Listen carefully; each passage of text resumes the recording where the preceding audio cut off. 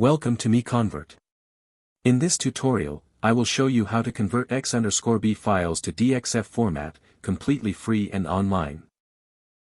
Open your browser and search for X_B to DXF MiConvert.com. Click on the first result to go straight to the converter. You are now on the X_B to DXF converter page. The interface is clean and easy to use. Let's upload a file. Click the Choose File button. A file picker will open. Select the X_B file you want to convert, then click Open. Your file is loaded and ready. You can see the file name, size, and destination format. Click Convert now to start the conversion. The conversion is in progress. You can see the progress bar moving. This usually takes just a few seconds. Done. Your file has been successfully converted.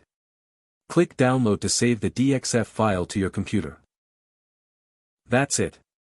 Visit MiConvert.com for more free conversion tools. Subscribe for more tutorials. Thanks for watching.